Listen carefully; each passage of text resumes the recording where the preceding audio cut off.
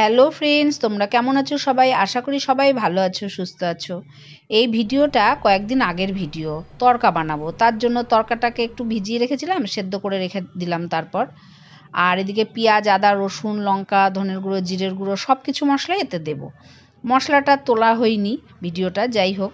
মশলাটা যখন কষা কষা হয়ে যাবে সব কিছু মশলা, তখন এর মধ্যে তড়কাটা দিয়ে দেবো, সেদ্ধ তড়কাটা দেওয়ার পরে একটুখানি হালকা একটু মিষ্টি দেবো, আর লবণ হলুদ তো দেবো সাথে।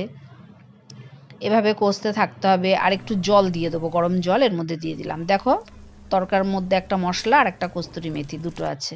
যখন হয়ে যাবে নামানোর আগে এই মশলাটুকু আর কস্তুরি মেথিটুকু ওপর দিয়ে দেবো।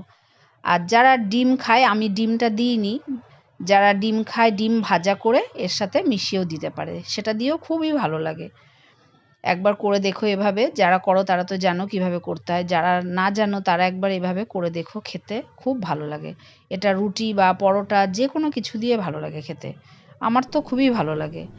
আর কার কার পছন্দ কমেন্টে অবশ্যই জানাবে। আর আমার পাশে থাকার জন্য তোমাদের অসংখ্য ধন্যবাদ সবাইকে। এভাবে পাশে থেকো।